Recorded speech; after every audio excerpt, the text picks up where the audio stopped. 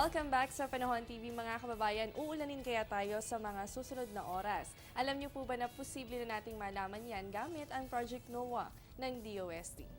Mula po dito makikita natin ang color scale at yan po magdidikta kung gaano nga ba kataas ang mga chances of rains na posible nating maranasan sa bansa. So ang good news po dyan, malaking bahagi po ng bansa natin ay makakaasa sa fair weather condition. Kung mapapansin nyo po, dito sa may Luzon area ay makakaranas po tayo ng 0 to 40% chance of rain. Ganon din po dito sa may Visayas area, ganon din po dito sa may western section pa ng Visayas. At dito po sa may Mindanao, meron din po kayong 0 to 40% chance of rain. Ang datos po na ito, recorded yan kanina nga 4:10 ng umaga at nagbabago yan kada 4 na oras. Kaya naman po para laging updated, bisitahin po ang Panahon TV website at piliin ang link ng Project NOAA.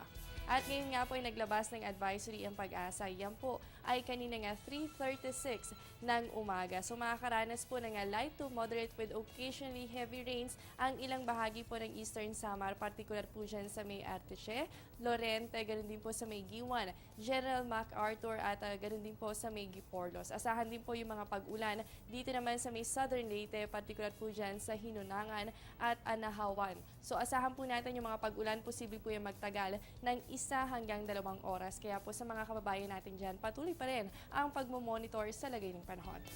At ngayon naman po alamin natin ang magiging lagay ng temperatura sa mga bansang kabilang sa ASEAN. Sa Thailand, meron kayong 25 to 33 degrees Celsius. Ganun din po nga asahan sa Indonesia at Singapore. Habang sa Malaysia, mababa na po ang 24 to 33 degrees Celsius. Sa Cambodia, meron kayong 25 to 32 degrees Celsius at sa Brunei Darussalam, kasama rin po ang Vietnam, asahan po dyan ng 24 to 32 degrees Celsius. Sa Myanmar, meron po kayong 22 to 32 degrees Celsius at sa Lao People's Democratic Republic, asahan naman po dyan ng 18 to 32 degrees Celsius. Narito naman po ang lagay ng temperatura sa mga iba't ibang panig pa ng Asia. Sa Hong Kong, meron po kayong 23 to 26 degrees Celsius at sa South Korea, asahan po siya ng 10 to 21 degrees Celsius. Narito naman po ang magiging lagay ng temperatura sa iba't ibang panig pa ng mundo. Sa USA and Canada, particular po sa may Los Angeles, asahan po dyan ng 16 to 28 degrees Celsius at sa Ottawa, Ontario, meron po kayong 5 to 10 degrees Celsius. Sa Asia and Middle East, dyan po sa may Manama, asahan po ang 26 to 32 degrees Celsius at sa New Delhi, meron po kayong 17 to 33 degrees Celsius. Sa London, meron po kayong 14 to 16 degrees Celsius at sa Berlin, asahan naman po dyan ng 6 to 12 degrees Celsius.